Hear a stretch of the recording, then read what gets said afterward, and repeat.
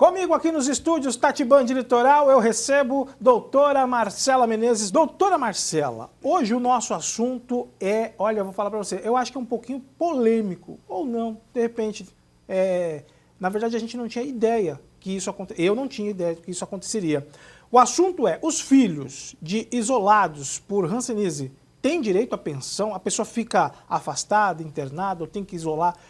Existe uma pensão para este filho? A gente precisa delimitar um pouco esse tema para não acabar entendendo que todos têm direito, né? Isso aí é para uma situação bem específica. Por quê? Lá em meados de 86, as pessoas que eram diagnosticadas com hanseníase, elas eram isoladas compulsoriamente, ou seja, não tinha nem o direito de dizer, eu não vou para esse hospital colônia, eu vou para um outro lugar. Então, elas eram impostas pelo Estado para estarem aí nesse hospital colônia para poder fazer os tratamentos respectivos da hanseníase. E por conta disso, então, pais foram afastados de filhos, filhos foram afastados de pais, então houve aquela ruptura na família em decorrência dessa situação. Então, por conta disso, as pessoas que eram portadoras de hanseníase e que foram isoladas, né, de forma coercitiva, elas tiveram aí o direito a uma pensão. Então, esse valor de pensão ele é pago para essas pessoas que tiveram esse isolamento cumulado com a ser portadora dessa doença de hanseníase, tá? Então, esse valor era de 750 a pensão que eles tinham de forma vitalícia.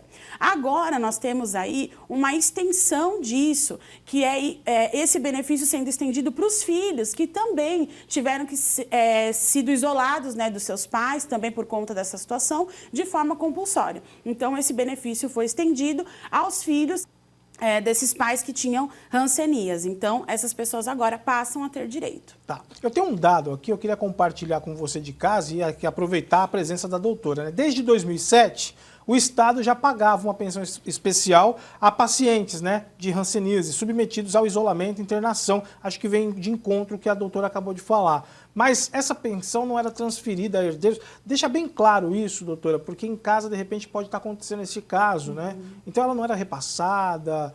Esse caso de 2007, o que mudou para agora? Na realidade, isso era bem restrito para os portadores de hanseníase. Só, né? específico. Só para os portadores. Agora, nós temos uma alteração já no governo Lula, visando aí reparar esses erros históricos que tiveram, né? Essas situações totalmente desgastantes, tanto para os portadores quanto para as famílias, para que esse benefício fosse estendido também ali para as pessoas que dependiam, né, desses portadores de hanseníase e que foram isolados de forma compulsória.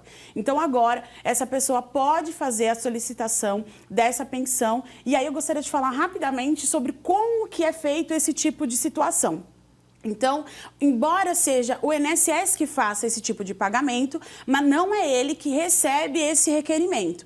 Então, é importante você saber que se você se enquadra nesse tipo de situação, esse benefício ele vai ser enviado, né, para o Ministério da Defesa e eles vão instrumentalizar isso, pedir os documentos, tudo bonitinho. Você digita lá no Google como pedir pensão vitalícia para portador de hanseníase. Aí você vai ver para onde você deve indicar esse seu requerimento, com documentos pessoais, documentos que comprovam que foi feito o isolamento, para que você consiga pedir essa pensão especial vitalícia, que vai ser no importe de um salário mínimo. Ah, então é um salário mínimo. Um salário mínimo. Então, vocês entenderam, né, como faz para pleitear e o valor também disso.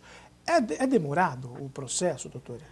Demora um pouquinho, como tudo nesse Brasil demora um pouco. Precisa de uma assistência jurídica nesse caso, é melhor, É né? importante, né? É importante. A gente sempre fala aqui que não necessariamente você precisa contratar um advogado particular, mas você pode ir direto ao AB da sua cidade, procurar a defensoria pública, mas evitar de fazer esses requerimentos sozinhos, porque você, muitas das vezes, pode estar aí cometendo alguns erros que são difíceis de ser corrigidos lá na frente. E o que é demorado passa a ser o dobro, o triplo do tempo. Exatamente.